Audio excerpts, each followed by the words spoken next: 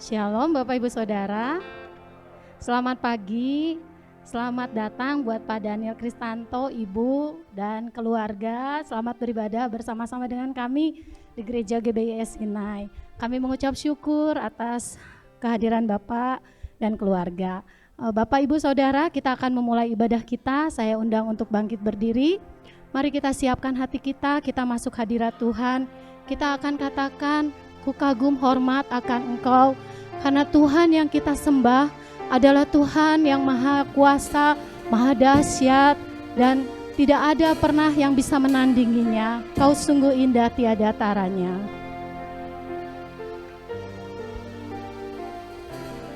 Kau sungguh indah tiada taranya,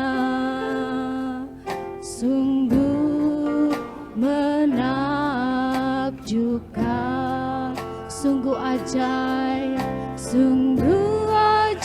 untuk dimengerti,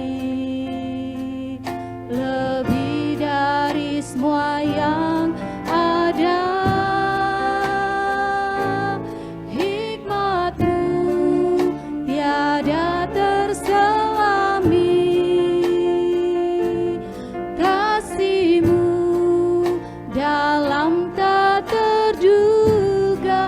Sungguh indah, kau sungguh indah tiada taranya, mulia dan berkuasa. Ku kagum hormat akan Engkau, ku kagum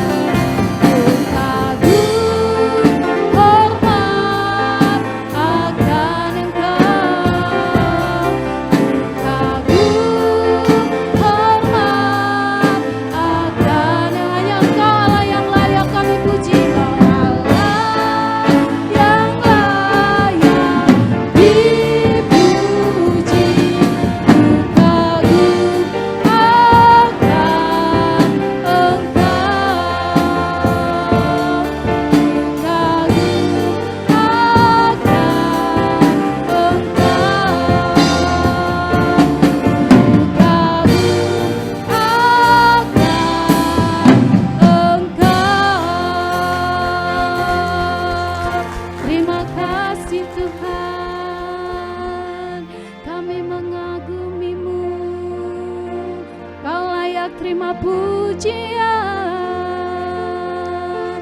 Terima kasih Tuhan, terima kasih. Oh, haleluya. Bapa di dalam surga, di dalam nama Tuhan Yesus, betapa kami kagum dan hormat akan Engkau, karena Engkau Allah yang layak kami sembah, kami puji, kami tinggikan.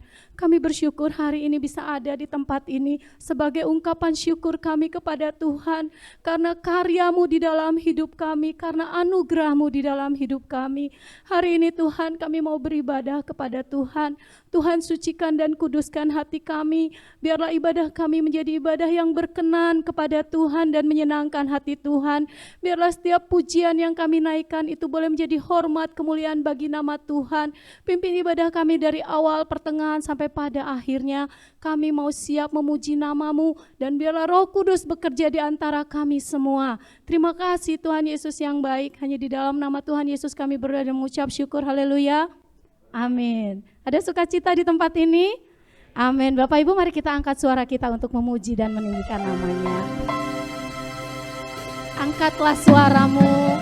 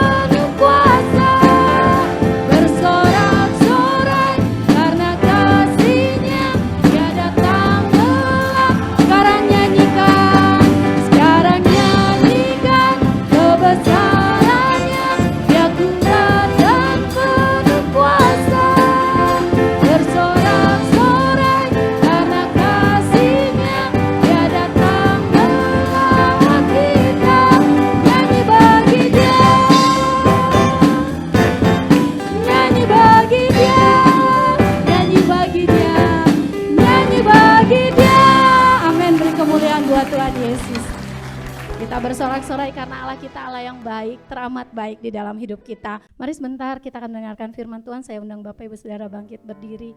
Kita akan angkat pujian, Tuhan penebusku. Besar mulia kasih-Mu. Dia sudah berkorban buat Bapak Ibu Saudara dan saya. Mari kita selalu mengingat pengorbanannya buat kita semua. Mari kita selalu melakukan setiap rencananya, firman-Nya di dalam kehidupan kita.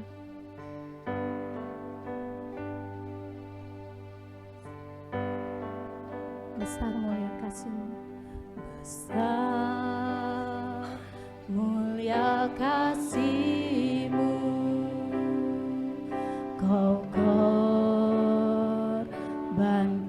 hidup-Mu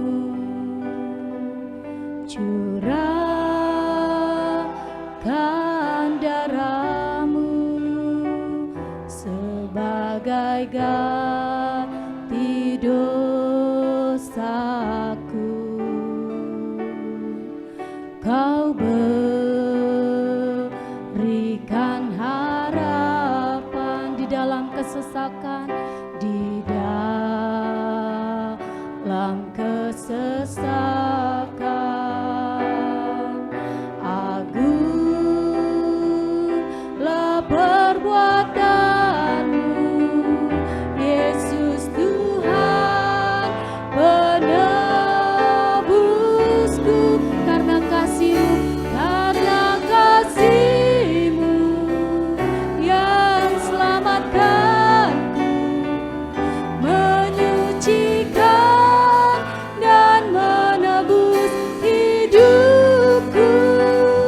Ku naikkan syukur buat pengorbananmu, maha mulia dan terindah Kau, Yesus. Besar mulia kasih-Mu, terima kasih Tuhan. Besar mulia kasih, Dia mengorbankan hidupnya buat kita semua. Terima kasih Tuhan. Curahkan darah-Mu, curahkan darah-Mu sebagai ganti dosaku. Kau berikan harapan di dalam kesesakan. Agunglah perbuatanmu, Yesus Tuhan penebusku. Karena kasih-Mu yang selamatkanku, menyucikan dan menebus hidupku. Naikkan syukur, terima kasih buat pengorbanan-Mu di atas kayu salib. Kanan-Mu maha mulia dan terindah Kau. Karena kasih-Mu yang selamatkanku, menyucikan dan menebus hidup. Saya berikan kepada hamba Tuhan.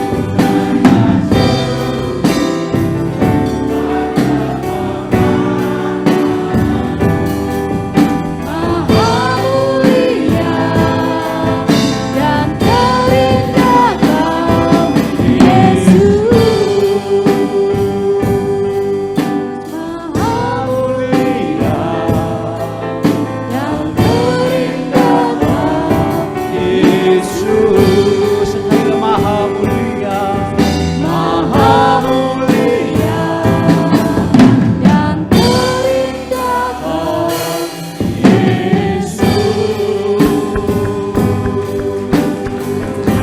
haleluya. Kami menyembah-Mu Tuhan, haleluya. Glory, glory, glory, glory, glory. Ya lama, lama, lama, lama, lama, lama, lama. Oh, haleluya. Terima kasih, terima kasih, terima kasih, terima kasih. Terima kasih Tuhan Yesus. Shalom. Kiranya berkat Allah melimpah di dalam kehidupan kita pada pagi hari ini. Bapak Ibu yang Tuhan kasih, pagi ini kita akan mendengarkan firman Tuhan, dan firman Tuhan saya kasih judul adalah mengucap syukur. Ya. Ya. Ya, demikian kita buka di dalam Kolose 3 ayat 17. Ini ayatnya Bapak Ibu sekalian. Kolose 3 ayat 17. Dan segala sesuatu yang kamu lakukan dengan perkataan atau perbuatan, lakukanlah semuanya itu dalam nama Tuhan Yesus sambil mengucap syukur oleh Dia kepada di Allah Bapa kita Bapak Ibu yang Tuhan kasih, saya yakin kita semua mendengar ayat ini sudah sangat mengerti. Yang menarik buat kita adalah di sini Bapak Ibu sekalian. Segala sesuatu yang kamu lakukan dengan perkataan atau perbuatan, lakukanlah semua dalam nama Yesus sambil mengucap syukur. Saya mau sampaikan ayat ini ayat berbicara tentang bahwa segala sesuatu yang kamu lakukan dengan perkataan atau perbuatan, lakukanlah semuanya dalam nama Yesus. Pertanyaannya buat kita adalah, benar gak Bapak Ibu sekalian? Sudahkah kita melakukan setiap aktivitas kita, setiap perbuatan kita, setiap perkataan kita, setiap pemikiran kita, segala yang kita lakukan itu dilakukannya di dalam nama Tuhan Yesus? Atau justru bahkan terkadang kita melakukan aktivitas dengan bersungut-sungut, atau terkadang kita melakukan aktivitas dengan hati yang ngomel, atau terkadang pula kita melakukan aktivitas dengan marah-marah. Dan tidak gampang saudara, terkadang kita di dalam hal yang mudah saja pada saat kita mengendarai mobil. Ya, pada kita mengendarai mobil itu kalau macet atau mulut kita juga bersungut-sungut. Bukan dilakukan untuk semuanya dalam nama Yesus. Setelah kita melakukan semua aktivitas di dalam nama Yesus, kita masuk ke step berikutnya, yaitu di situ kita akan sambil mengucap syukur. Ini yang mau kita akan dalami, sambil mengucap syukur. Pada saat saudara mengalami sukacita, saya yakin saudara akan mudah mengucap syukur. Tetapi pada saat saudara mengalami tekanan di dalam kehidupan, tidak gampang untuk mengucap syukur. Tetapi pagi hari ini kita harus mengetahui tentang firman Tuhan, mengucap syukur. Kenapa firman Tuhan menekankan begini? Sambil mengucap syukur. Tentu ada maksudnya Bapak Ibu sekalian. Tentu ada maksud Tuhan untuk saudara semua yang hadir di tempat ini dan juga untuk saya. Segala sesuatu kita harus mengucap syukur. Pertanyaannya, kenapa kita mesti mengucap syukur Bapak Ibu sekalian? Kenapa? Ini yang mau kita pelajari sekarang. Kenapa kita mesti mengucap syukur? Yang pertama karena wajib kita harus mengucap syukur. Itu merupakan kewajiban kita sebagai anak Tuhan. Ayatnya di dalam 2 Tesalonika 1 ayat 3. Kami wajib selalu mengucap syukur kepada Allah karena kamu saudara-saudara, dan memang patutlah demikian, karena imanmu makin bertambah dan kasihmu seorang akan yang lain makin kuat di antara kamu. Ayat yang awal tadi, kami wajib selalu mengucap syukur kepada Allah karena kamu. Ini cerita bagaimana Rasul Paulus menceritakan mengucap syukur kepada Tuhan kepada jemaat di Tesalonika. Kenapa? Karena pada saat jemaat Tesalonika mengalami tekanan di dalam kehidupan, sebagai dia akan mengaku dirinya orang percaya kepada Kristus, maka mengalami tekanan, dan pada saat Rasul Paulus ada di Athena, dia mengutus Timotius untuk menengok jemaat di sana. Waktu ditengok jemaat di sana, laporan yang diterima kepada Rasul Paulus pada saat kembali si Timotiusnya, dia katakan di jemaat di sana masih tetap memegang firman Tuhan. Jemaat di Tesalonika masih tetap kuat di dalam imannya. Itu sebabnya di situ dikatakan kami wajib mengucap syukur. Kok kalimat wajib? Yes, karena wajib itu, mengucap syukur itu merupakan kewajiban kita sebagai anak-anak Tuhan. Banyak kewajiban-kewajiban anak-anak Tuhan Bapak Ibu sekalian yang tertulis di dalam Alkitab.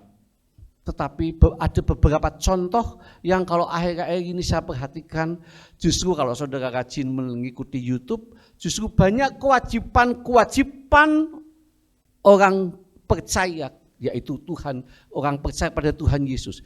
kewajibannya yang harusnya kita ikuti mulai diselewengkan dengan berbagai macam dalih. Satu contoh, kalau saudara akhir-akhir ini sedang heboh berbicara tentang persepuluhan, maka disitulah terjadi satu perdebatan yang padahal persepuluhan itu merupakan kewajiban kita sebagai anak-anak Tuhan, tapi dia katakan ayatnya mana? Itu ayat bukan untuk ini, itu ayat zaman Taurat, itu semua banyak yang diselewengkan. Tetapi pagi hari ini saya mau katakan bahwa kewajiban kita sebagai anak Tuhan, kita jangan berbantah-bantah sama Tuhan. Ya, kewajiban kita sebagai anak Tuhan, kita juga jangan berhitung dengan Tuhan. Kewajiban kita anak Tuhan pagi ini, katakan bahwa mengucap syukur itu wajib, saudara. Saya punya teman, 12 tahun saya berteman akrab dengan teman yang beragama Muslim. Dan selama itu pula saya melihat dia wajib menjalankan apa yang diberikan oleh ajarannya, yaitu mereka puasa Senin Kamis. Dan dia wajib melakukan itu dan dia tidak pernah bolong, Bapak Ibu sekalian. Itu mereka, saudara. Saya langsung introspeksi diri saya.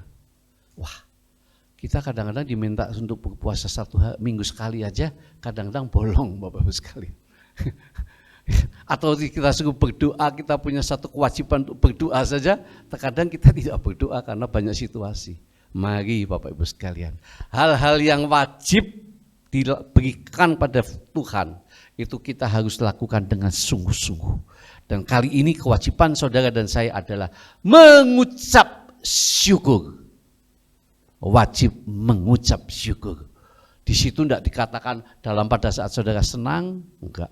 Semuanya pokoknya mengucap syukur. Apa yang kita lakukan dalam nama Tuhan sambil mengucap syukur. Apa yang kita kerjakan dalam nama Tuhan sambil mengucap syukur. Apa yang kita kerjakan saat ini atau besok ataupun lusa ataupun yang akan datang, terus sambil dalam nama Tuhan sambil mengucap syukur.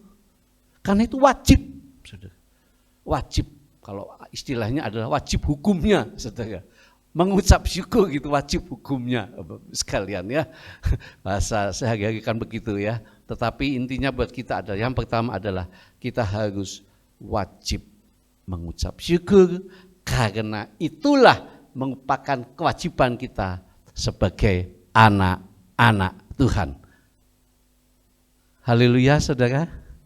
Amin, puji Tuhan. Yang kedua, kita akan melihat lagi, apalagi kenapa kita masih mengucap syukur ini saudara. Yang kedua, karena dikehendaki oleh Allah. Ayatnya 2 Tesalonika 5 ayat 18. Mengucap syukurlah dalam segala hal, sebab itulah yang dikehendaki Allah di dalam Kristus Yesus bagi kamu. Mengucap syukurlah dalam segala hal, sebab itulah yang dikehendaki Allah di dalam Kristus Yesus bagi siapa saudara? Bagi kita semuanya, bagi kamu, bagi saya, bagi kita semuanya. Seringkali saudara bertanya-tanya, apa ya kehendak Tuhan itu? Waduh, kalau setiap ada retreat ada satu pertanyaan, pasti ada pertanyaan juga yang bertanya begini, bagaimana sih cara mengetahui kehendak Tuhan? Ya kan? Rasa-rasanya kita ingin menguras apa yang ada di surga sana masuk ke dalam otak kita semua. Padahal firman Tuhan sudah jelas mengatakan bahwa di situ dikatakan mengucap syukurlah dalam segala, sebab itulah yang dikehendaki Allah. Jadi kita nggak perlu cari tahu, wah kehendak Tuhannya bagaimana. Mengucap syukurlah, itu salah satu kehendak Allah yang harus saudara lakukan. Jadi kalau saudara nggak mengucap syukur, saudara sudah mengingkari apa yang ada di hatinya Tuhan. Karena hati Tuhan, Bapa kita, Dia ingin saudara dan saya kita mengucap syukur. Enggak peduli apapun ya. Saudara sedang sakit pagi ini, saudara tidak dalam posisi sehat badannya, mengucap syukur saja. Saudara dalam posisi keuangan tidak dalam posisi keuangan yang baik, mengucap syukur saja. saudara tidak dalam posisi pekerjaan yang dalam posisi yang baik, mengucap syukur saja. Perkuliahan saudara juga tidak dalam posisi baik, mengucap syukur saja. Karena itulah yang dikehendaki oleh Allah Bapa kita di surga. Bagi kamu dan bagi saya, bagi kita semua. Jadi mengucap syukur. Gampang ya, Om ngomongnya ceritanya begitu. Nanti saya tutup dengan satu kesaksian Bapak Ibu sekalian. Satu kesaksian. Dan ayat ini, cerita ini saya ambil ya karena salah satunya saya menikmati didikan Tuhan. Dan kami mengucap syukur. Jadi mengucap syukur itu harus dilakukan. Kenapa? Karena itu dikehendaki oleh Allah Bapa kita bagi saudara dan bagi kita semuanya. Amin. Saya akan menginjak yang ketiga. Apa yang menyebabkan kita harus mengucap syukur? Yang ketiga adalah ini saudara. Bukti bahwa bahwa kita itu hidup. Yesaya 38 ayat 38 ayat 18 dan 19. Sebab dunia orang mati tidak dapat mengucap syukur kepadamu, dan maut tidak dapat memuji-muji engkau. Orang-orang yang turun ke liang kubur tidak menanti-nantikan akan kesetiaanmu. Tetapi hanyalah orang yang hidup, dialah yang mengucap syukur kepadamu seperti aku pada hari ini. Seorang bapa memberitahukan kesetiaanmu kepada anak-anaknya. Saudara, cerita ini nanti saudara bisa lihat bagaimana tentang Hizkia, Raja Hizkia. Dibaca di Yesaya itu. Tetapi yang mau saya tekankan di sini adalah hanyalah orang yang hidup, dialah yang mengucap syukur kepadamu. Jadi saudara, mengapa kita mesti mengucap syukur? Untuk membuktikan saudara itu hidup, untuk membuktikan saya itu hidup, untuk membuktikan kita semua itu hidup. Hidup apanya? Rohani kita. Rohani kita. Jadi kalau saudara pagi ini jangan mengucap syukur, saudara perlu bertanya, aku tuh rohani saya hidup apa enggak saudara? Atau saudara mengucap syukurnya seminggu sekali, atau kadang-kadang, berarti saudara setengah hidup setengah mati. Seperti mau napasnya, gitu saudara. Tapi kalau saudara senantiasa mengucap syukur, maka saudara bisa katakan, aku sehat, rohani saya sehat, saya kuat bersama Tuhan. Bukankah sekarang banyak orang rajin olahraga Bapak Ibu sekalian? Ya kan, itu tujuannya supaya sehat. Nah kalau salah satu olahraga kita bukti bahwa kita hidup itu apa? Napas kita kuat, enggak begitu saudara. Tapi detak jantung kita normal, semuanya enak. Nah itu saudara, itu jasmani kita. Rohani kita yang mengucap syukur. Itu bukti saudara hidup. Jadi mulai hari ini saudara di rumah saudara, kalau ada keluarga saudara yang tidak mengucap syukur, ditolak dong, masih hidup enggak rohaninya? Atau teman-teman ya, teman-teman datang ke gereja, bagi mulutnya manyun, mengucap syukur dong. Susah isek, masih hidup enggak kamu? Saudara yang Tuhan kasih, mengucap syukur. Pada saat kemarin pas Idul Adha ya saudara, saya jalan pagi dan saya pas mau pulang di kampung saya ada mau dipotong sapi. Saya selama ini nggak pernah lihat pemotongan, bagaimana cara pemotongan sapi atau domba untuk korban saudara. Ya kalau di nonton melihat di kalau di Pekalongan Belandongan ya, itu tempat pemotongan hewan yang mudah, gampang, selesai. Tapi ini saya ingin tahu kalau menurut pas acara Idul Adha itu bagaimana? Saat nonton saudara, itu sapinya masih ditaruh di sana, diikat, ini pisau diasah dulu, sapinya tuh ngeliatin. Saudara bisa bayangkan ya, saya ngeliatin itu saya langsung, setelah selesai, ayo rame-rame diikat tali sapi itu. Ada yang makanya nggak akan kalau di TV itu lagi-lagi nggak aneh ya saudara ya, karena diikat. Setelah diikat bagaimana cara ditidurkan, jatuhkan. Setelah jatuh tarik ke tempat kolam begitu dan dipotong saudara. Itu begitu dipotong tanpa pakai bius ya saudara, memang nggak boleh ternyata. Saya tanya kenapa sih kok nggak dibius aja dulu gitu, nggak boleh ternyata. Dan ternyata pada dipotong bunyi, saya sampai tersekat hati saya saudara, tersekat hati saya. Udah gitu darah ngeluar, udah potong setengah nih saudara, biarkan begitu. Udah selesai, dia pikir sudah mati. Ya, pas mau ditarik, mau disayat, bergerak lagi, saudara. Untuk membuktikan dia hidup, dia bergerak lagi, saudara. Bergerak lagi. Semua kaget lagi, saudara. Itu menjadi perenungan buat saya bagaimana Yesus pada saat mati di kayu salib. Ya. Seringkali kita hanya melihat korban Yesus di kayu salib pada saat dia disalib. Tidak, saudara. Justru penderitaan Yesus yang tersiksa itu pada malam di Taman Getsemani. Di Taman Getsemani dia tidak dipukul, tetapi dia keluar darahnya. Keringatnya keluar darah, pecah semua, saudara. Saya dikasih buku sama Bapak Gembala tentang buku tentang bagaimana perjuangan Yesus, itu yang ngarang seorang dokter. Ya pecah pilu-pilu darahnya itu pecah semuanya.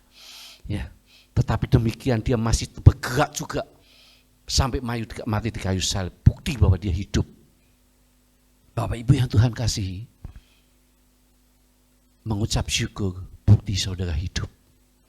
Kalau saudara, tubuh saudara saat ini sehat, saudara, mulut saudara bisa dipakai untuk memuji Tuhan, untuk ngomong, untuk ngomongin, untuk bersungut-sungut. Pakailah mulut kita saat ini untuk mengucap syukur. Karena itu bukti saudara, bukti rohani saudara dan saya masih hidup bersama dengan Tuhan. Jadi mengucap syukurlah dalam kondisi apapun juga. Tidak boleh kita bersungut-sungut. Tidak boleh kita ngomel, tidak boleh kita mengeluarkan mulut kita yang tidak karuan. Saya sedih Bapak Ibu sekalian kalau di YouTube itu ada satu perdebatan, ya bahkan di akhir ini banyak sedang terjadi perdebatan, ya hamba-hamba Tuhan semua di situ mengeluarkan umpatan-umpatan, maaf bicara, mulut pakai kebun binatang keluar semua. Saya sampai Tuhan, saya bukan sebesar mereka. Tetapi untuk mengeluarkan kata-kata saya, untuk kata-kata binatang, saya enggak tega. Apalagi yang dikatain itu hamba Tuhan yang lain, Bapak sekalian. Wow. Saya yakin jemaat di tempat tidak ada. Tetapi mari kita sama-sama belajar. Tidak se-ekstrim itu. Mari sama-sama kita pakai mulut lidah kita untuk mengucap syukur kepada Tuhan. Saudara yang Tuhan kasih, kalau saudara sekarang bisa nyanyi, bisa ngomong, bisa ngobrol, itu puji Tuhan. Hal kecil saja saudara, puji Tuhan saudara. Jadi pakai saudara untuk mengucap syukur senantiasa. Ya. Yang berikutnya yang keempat, apalagi bukti kita, mengapa kita masih mengucap syukur? Ya ini saudara. Karena mengizinkan Kristus untuk memerintah di dalam hidup kita. Kolose 3 ayat 15. Hendaklah damai sejahtera Kristus memerintah dalam hidupmu, karena untuk itulah kamu telah dipanggil menjadi satu tubuh dan apa saudara? Bersyukurlah. Bersyukurlah. Jadi di situ dikatakan hendaklah damai sejahtera Kristus memerintah dalam hidupmu, dalam hatimu.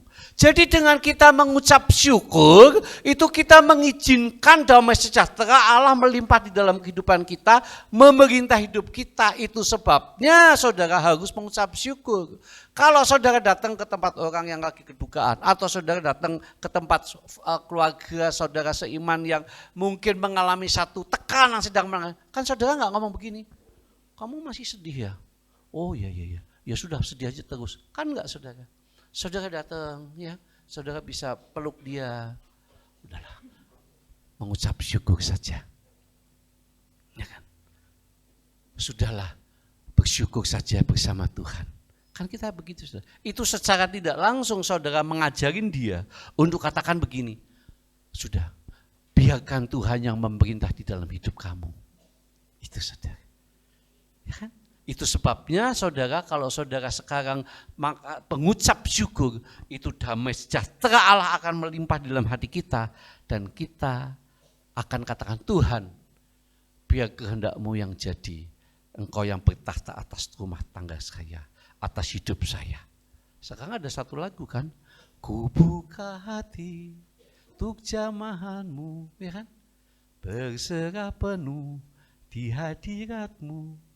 Kau ambil alih seluruh hidupku.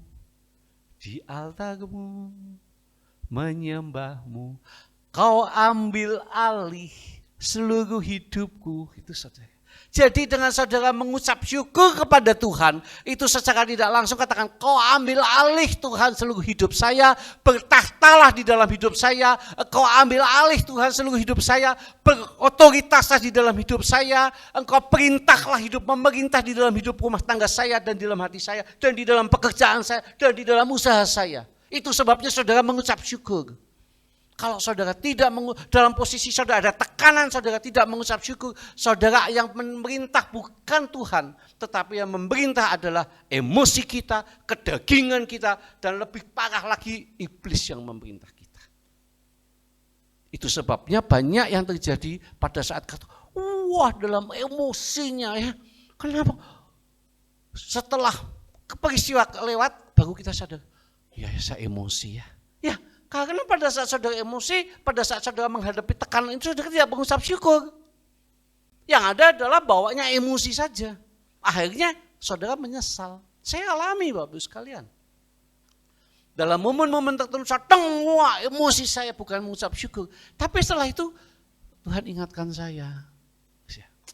Harusnya saya mengucap syukur kepada Tuhan.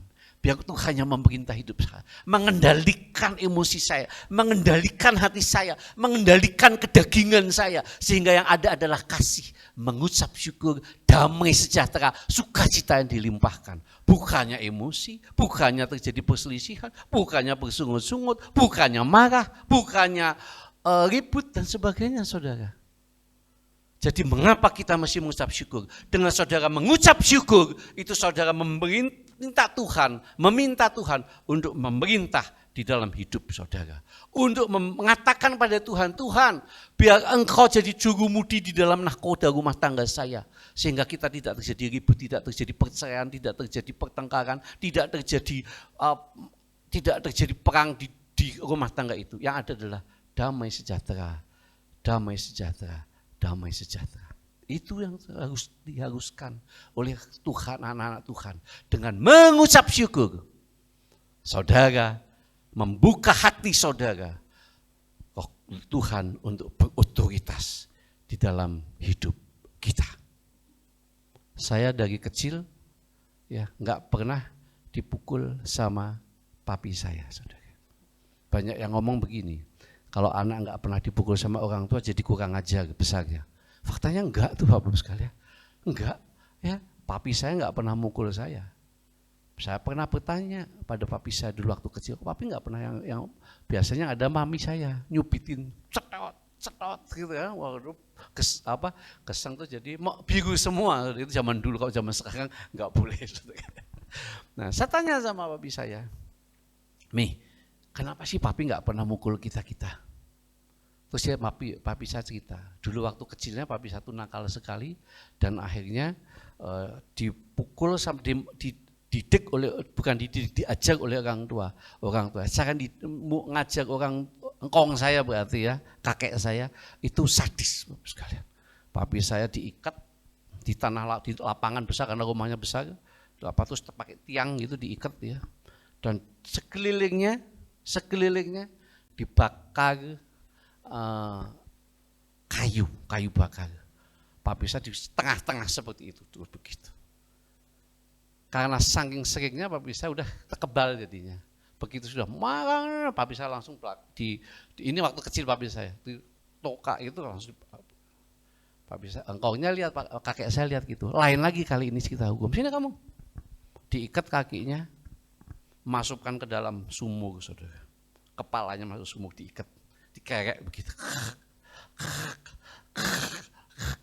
Dan itu menjadi trauma buat papi saya. Dan akhirnya papi tidak pernah mengajak anak untuk mukul aja enggak pernah. Jadi papi saya trauma. Ya, jadi terus mami saya ngomong, itu sebabnya kamu harus bersyukur. Papi kamu enggak pernah bawa rotan untuk mukul kamu, bersyukur kamu. Saudara yang Tuhan kasih, kalimat itu saya maknai hanya, oh ya kebenarannya enaknya senang sakit. Tetapi setelah sekarang saya pikirkan, iya, hal kecil itu pun mengajak kita untuk mengucap syukur kepada Tuhan. Ya coba kalau sekarang Beruntung anak-anak sekarang ya, karena begitu orang tua melakukan hal itu kena HAM kita. Kan begitu saudara ya, wah langsung bermasalah kita. Tapi menjadi masalah buat kita, kita harus mengucap syukur dalam segala hal. Ya, bukan karena kita luput dari hukuman, tetapi lebih daripada itu karena kita layak kita mengucap syukur, kita katakan Tuhan, Engkau memerintah damai sejahtera Allah melimpah di dalam memerintah dalam rumah tangga saya, dalam hati saya, sehingga masa tidak akan pernah pasti akan terselesaikan. Saya diajari sama mertua saya, Bapak Ibu sekalian. Mertua saya ngomong begini, mertua saya tuh selama saya kumpul dengan mertua saya, baik yang laki perempuan, nggak pernah marah Bapak Ibu sekalian ya, nggak pernah marah. Saya tanya, Pi, rahasianya Papi kalau bisa menahan emosi bagaimana? Ya, karena Papi saya dia ngomong begini, begitu kamu emosi, ya, kamu langsung ambil air, minum air itu, terus merenung sejenak, matanya dipejamkan sejenak, buka, nanti selesai.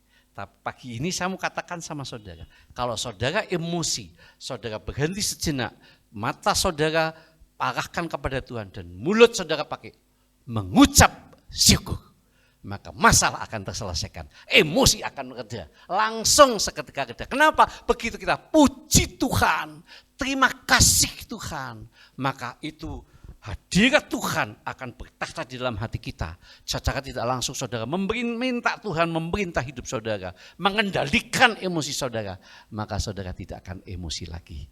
Mudah? Tidak mudah Bapak Ibu. Praktekkan berterus menerus, berulang-ulang. Itu hal yang keempat. Mengucap syukur karena kita mengizinkan Kristus memerintah di dalam hidup kita. Yang terakhir, wah udah yang terakhir, enak Bapak Ibu sekalian. Ya, ini yang terakhir Bapak Ibu. Yang kelima, akan menikmati multiplikasi atau penggandaan berkat Tuhan. Yohanes 6 ayat 11. Lalu Yesus mengambil roti itu, mengucap syukur dan membagi-bagikannya kepada mereka yang duduk di situ. Demikian juga dibuatnya dengan ikan-ikan itu sebanyak yang mereka kehendaki. Saudara, cerita ini saya yakin saudara tahu semua ya. Cerita bagaimana Yesus memberi makan 5.000 orang. Laki-laki saja belum termasuk dengan yang wanitanya. Tapi yang menarik buat kita, saya sengaja ambil ada di kitab Matius juga ada, di kitab Injil ada, tetapi saya ambil yang Yohanes. Ini, lalu Yesus mengambil roti itu mengucap syukur. Saya mau tanya sama saudara, pada saat Yesus membawa roti atau ke dalam tangannya itu, meminta roti dari muridnya, tahu nggak kalau rotinya nggak ada 5.000 Bapak sekalian? Tahu nggak saudara? Tahu. Yesus tahu persis murid yang ngomong ini ada cuma 5 ketul roti dan 2 ekor ikan. Untuk memberi makan 5 sekian banyaknya, enggak bisa. Muridnya dengan bahasa saya terjemahkan begitu. Tapi apa Yesus katakan? Oh enggak bisa ya. Ya udah kalau gitu, udah suruh pulang aja deh. Enggak saudara. Yang menarik buat saya adalah dia tahu persis bahwa 5 roti ini enggak sanggup untuk memberi makan 5 roti. Tetapi dia pegang dan dia bawa ke hadirat Tuhan dan dia mengucap syukur. Dan apa yang terjadi begitu dia mengucap syukur? Dia bagikan kepada murid-muridnya, bagikan semuanya. Terjadi multiplikasi, terjadi penggandaan. Kapan penggandaannya? Enggak ada yang tahu. Kapan bisa menjadi banyak? Enggak ada yang tahu. Tetapi begitu juga serahkan masih ada, diserahkan masih ada, diserahkan ada. Dan 5.000 orang ada makan semua, sisanya 12 bakul. Dengan Yesus mengucap syukur, terjadi penggandaan berkat yang luar biasa sekali. Kalau saudara tidak pernah mengucap syukur, berkat saudara hanya stuck di situ saja. Tidak akan pernah terjadi multiplikasi, tidak akan pernah terjadi penambahan, tidak akan pernah bertambah-tambah menjadi naik. Yang katakan bahwa kita akan menjadi pemimpin, kita bukan kepala, bukan ekor, tidak akan pernah saudara alami. Karena tidak pernah terjadi multiplikasi. Tapi manakala saudara mengucap syukur, itu yang Yesus lakukan, maka 5 roti dan 2 ekor ikan mampu memberi makan 5.000 orang. Logika kita nggak masuk akal. Tapi itu terjadi kenapa? Karena Yesus mengucap syukur. Saudara, Saya nggak tahu saat ini saudara dalam posisi beban ekonomi bagaimana. Bisnis saudara stuck, maju apa enggak saya nggak tahu. Berkat saudara berhenti atau terus muncul terus saudara nggak tahu. Berapa banyak nambahnya saya juga nggak tahu saudara. Tapi Tuhan tahu. Kalau saudara saat ini mengalami itu semua, introspeksi diri. Jangan-jangan mulut saya tidak pernah dipakai untuk mengucap syukur kepada Tuhan. Karena dengan mengucap syukur terjadi multiplikasi penggandaan berkat Tuhan. Berkat Tuhan bukan berbicara secara jasmani saja, tetapi berkat Tuhan berbicara secara rohani juga. Ya, manakala saudara mengucap syukur, hati damai saudara, menggelora saudara. Menggelora. Coba kalau saudara datang ke hadirat Tuhan berbicara secara pribadi. Ya saudara secara pribadi, kunci kamar saudara berdoa secara pribadi. Jangan minta deh tuh. Praktekkan saudara. Satu saat saudara gunakan waktu khusus untuk tidak meminta. Ya, untuk mengucap syukur. Saudara masuk hanya kata terima kasih Tuhan. Terima kasih. Otak kita, pikiran kita bawa dengan keberadaan kita, siapa kita ini semua. Ya, bagaimana Yesus mati di kayu salib. Dan saudara bayangkan itu siapakah kita layak ditebus atau tidak. Dan mulut kita katakan, terima kasih Tuhan. Mengucap syukur tidak harus selalu ngadain pesta. Tidak, saudara. Kalau saudara mau beruang berkecukupan mengadakan pesta, ya puji Tuhan. Ya. Tetapi kalau saudara tidak, saudara hanya ingin di dalam rumah tangga saja, ya enggak apa-apa. Bukankah kalau ulang tahun juga terkadang ada begitu ya? Ya, mengucap syukur. Ya. Orang tua biasakan, ya manakala ada keluarga yang berulang tahun didoakan. Ya, saudara sebagai imam tumpangkan tangan beri berkat buat anak kita. Ya. Kalau saudara mengalami satu mujizat, biasakan doa bersama dengan keluarga. Mengucap syukur. Mengucap syukur maka akan terjadi multiplikasi penggandaan berkat jasmani dan juga rohaninya. Sehingga kesimpulan buat kita pada pagi hari ini, kesimpulan buat kita adalah mengapa kita mesti mengucap syukur. Karena yang pertama itu bentuk daripada kewajiban kita sebagai anak Tuhan. Yang kedua, karena itu yang dikehendaki oleh Tuhan. Dikehendaki oleh Allah terjadi dalam hidup kita. Yang ketiga, bukti bahwa kita masih hidup. Jadi kalau saudara mengucap syukur, ingat baik-baik ya, toel saudara, rekan saudara. Masih hidup apa enggak kamu? Ingat baik-baik. Ini bukti loh saudara. Kalau saudara mengucap syukur berarti saudara, saya khawatir rohani saudara menurun nanti dan lama-lama mati. Hanya tinggal jasmaninya saja. Bahaya kalau begitu saudara. Tapi saya yakin jemaat di tempat ini tetap hidup bersama dengan Tuhan. Yang keempat adalah itu secara tidak langsung mengizinkan Kristus untuk memerintah di dalam rumah tangga, di dalam hidup kita, dan di dalam rumah tangga kita. Mengucap syukurlah dalam segala hal. Dan yang terakhir adalah saudara dengan mengucap syukur, saudara akan mengalami multiplikasi atau penggandaan berkat jasmani atau berkat rohani di dalam rumah tangga saudara. Saudara yang Tuhan kasihi, saya pagi ini firman Tuhan sengaja menyediakan firman Tuhan yang singkat karena saya mau saksikan bagaimana Tuhan terjadi. Saya sudah saksikan ini di Hermon. Kalau toh di sini rasa-rasanya belum pernah atau sudah cuma saya singgung. Ya, saya ajak keluarga saya karena pada tanggal 14 Desember ya, tahun 2022 anak saya yang besar ya, yang paling kanan saudara ya, mengalami operasi ya. Operasi empedu. Karena empedunya ada batunya. Ya singkat cerita, setelah dioperasi yang tadinya operasi kecil, tapi karena batunya ada 15 di dalam empedunya, ya, saya bisa tahu setelah empedunya dibuka saudara ya, empedunya diambil, dibuka, 15 biji. Sampai hari ini saya ada di HP saya itu buat kenang-kenangan saudara, buat kenang ada 15 waktu dibuka, wah batunya ada 15 biji. Pantas saja kalau anak saya kadang-kadang naik mobil, tiba-tiba dia kolik pingsan, ya karena 15 biji di empedunya, ada batunya. 15 biji itu besar-besar saudara, nggak kecil-kecil, bukan seperti pasir begitu, tapi 15 itu seperti telur cecak gitu saudara, besar-besar sebegitu ya, 15 biji. Waktu dioperasi dokter, itu kejadian tanggal 14 itu, dan setelah dioperasi kami menunggu operasi buka jam, mulai dioperasi jam 10 atau 11 masuk ruang operasi. Sampai jam 1 saya dipanggil sama dokternya, dan dokternya angkat tangan, nggak sanggup. Ya, cerita kondisi sudah dibius, sudah dioperasi, perut sudah dilubangin, dokter katakan nggak sanggup. Nah, kalau nggak sanggup apa yang terjadi, saudara? Kami kan nggak mungkin bisa kami yang ambil alih mengoperasi ya, saudara. Kami hanya katakan, dok, kalau nggak operasi, kalau nggak bisa, kalau dokter nggak sanggup, apa yang harus kami lakukan? Jangan khawatir, saya sudah manggil dokter yang lebih ahli lagi. Dan dia mengambil dokter yang lebih ahli lagi, sehingga dioperasi lagi. Kali itu yang tadinya dilubangin di black, ya, di lubang operasi besar.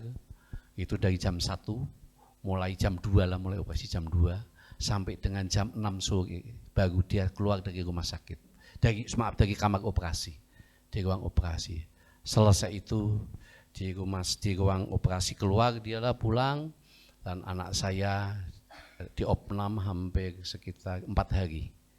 4 hari pulanglah kami ke rumah. Anak saya pulang sampai rumah 1 hari, anak saya tidak bisa BAK, buang air kecil. Ya, buang air kecil nggak bisa anak saya. Ya, sampai akhirnya kalau nggak salah sampai hari kedua, kaki anak saya bengkak, perutnya besar, Bapak sekalian.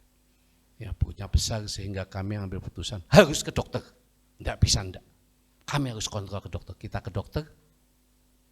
Waktu dipegang ke dokter internis penyakit dalam, dokternya kaget. Kok bengkak? Waduh, kenapa bisa begini? Ya kami kan nggak tahu dok. Ya, wah, udah kamu dirujuk saja, dirujuk ke dokter ginjal. Dibawa ke dokter ginjal. Dokter ginjal juga sama. Waduh, ini terlambat ini. Tuh ini ginjalnya bisa rusak, ini ginjalnya kerendam air kencing. Ya, udah kerendam. Bapak Ibu yang Tuhan kasihi. Kami cuma haho-haho aja, saudara, kita nggak ngerti apa-apa. Dan akhirnya apa yang harus kami lakukan? Pakai kateter. Akhirnya pakai kateter, saudara. Anak saya. Terus akhirnya anak saya berobat, dirujuk, saudara, ke dokter syaraf oleh dokter spesialis ginjal ini. Coba ke dokter, ini saya persingkat saja, ke dokter spesialis syaraf. Di dokter syaraf dilihat, suruh CT scan, harus CT scan. Dari dokter spesialis syaraf dirujuk lagi ke dokter fisioterapi. Jadi hari itu dengan hari yang sama kami ke dokter internis, kami masuk ke dirujuk ke dokter syaraf, dokter ginjal, terus urologi, terus kami dirujuk ke dokter syaraf, terus kami dirujuk lagi ke dokter fisioterapi. 4 dokter kami langsung masuk di hari itu juga sama. Saudara yang Tuhan kasihi, anak saya pakai kursi roda, saudara, kan pakai kateter, habis operasi nggak bisa jalan. Saya dorong, saudara, saya dorong pakai kursi roda anak saya. Anak saya ngomong begini, B, di rumah sakit itu yang didorong itu rata-rata orang tuanya, yang dorong sama anaknya. Tapi saya yang didorong malah bukan mendorong, tapi saya yang didorong sama papi. Terus saya sebagai guyon ngomong begini, papi juga nggak mau didorong oleh kamu. Ya saudara, kita orang tua mau didorong sama anak di kursi roda, saudara? Mau? Mau nggak? Yang mau angkat tangan, saudara. Saya nggak mau, saudara, tetapi saya menangis, saudara. Saya menangis, saya katakan, kamu tunggu di sini, saya nggak mau nangis di depan anak saya pura-pura ke toilet. Di toilet saya menangis. Saya katakan, Tuhan, kalimat anak saya itu berlaku, merupakan satu keinginan buat yang disampaikan di hadapan-Mu. Mengapa anak saya masih muda, harus pakai kateter. Saudara yang Tuhan kasihi. Dan waktu kami kontrol ke dokter urologi atau dokter ginjal, saya tanya sama dokter, "Dok, anak saya kateter berapa lama, Dok?" Dia jawab, "Seumur hidup." Saya kaget, saudara. Saya kaget. Anak saya harus pakai kateter seumur hidup. Saudara bisa bayangkan? Saudara bisa bayangkan? Pada saat itu kami tidak merasa takut, tidak, saudara. Saya keluar dari situ, saya katakan ke anak saya perlu backup anak saya. Apa yang kamu rasa, apa yang kamu dengar di hati kamu tentang dokter itu? Apakah kamu terintimidasi? Enggak, Tuhan kita Tuhan yang besar. Puji Tuhan, kita lawan itu kata-kata seperti itu. Kita patahkan dalam nama Yesus. Tidak boleh seumur hidup. Saudara yang Tuhan kasihi. Benar, saudara. Waktu 2 minggu kemudian, anak saya dari kateter dari plastik harus dicabut. Harus dicabut. Harus dicabut. Kami mengatakan begini, "Dok, cabut, enggak usah dipasang lagi." Ini kamu harus seumur hidup loh. Anak Bapak harus seumur hidup. Enggak, Dok, kami dengan iman. Kami tidak pakai kateter. Dengan iman. Oh, ya sudah kalau begitu.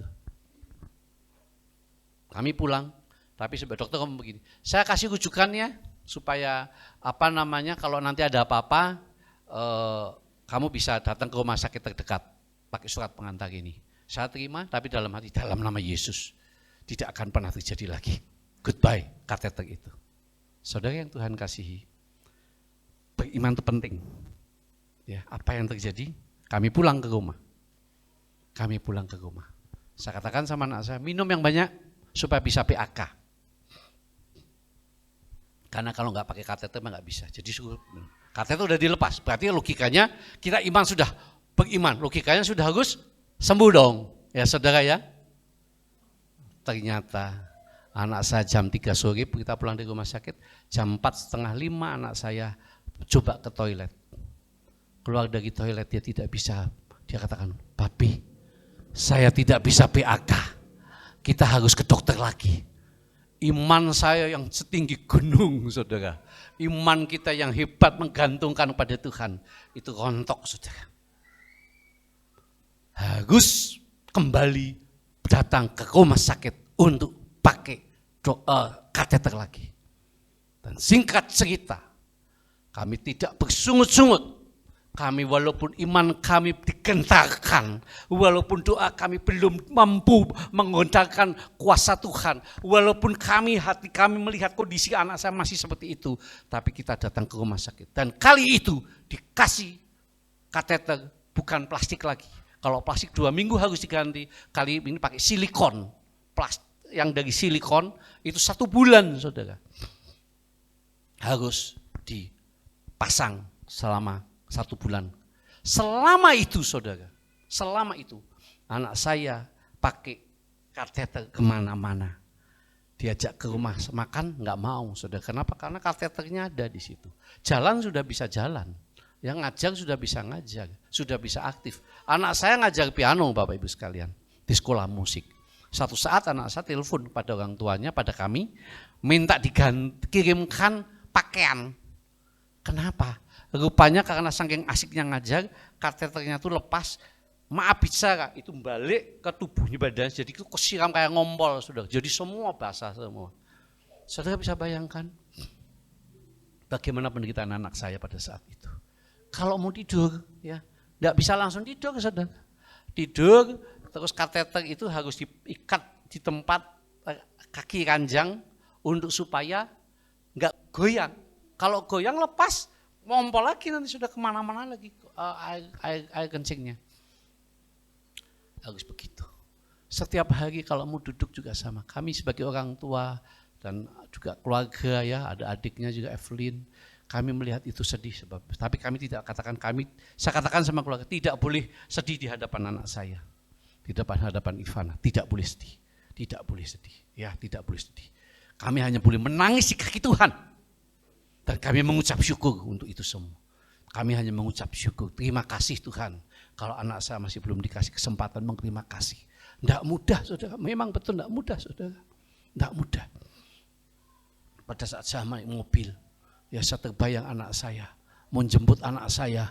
Karena belum bisa mengendari mobil sendiri. Ya di mobil saya menangis saudara. Saya menangis. Aduh. Penderita seumur hidup saudara. Syaraf rupanya syaraf untuk memompa di dalam tubuh kita itu ada syaraf untuk memompa air kencingku supaya keluar. Itu stuck diam nggak mau mompa. Kenapa? Karena efek dari bius itu ya terus kerendam air kencing itu diam jadinya. Jadi saudara di situ saya menerima hikmatnya apa? Untuk kencing saja kita harus berterima kasih sama Tuhan.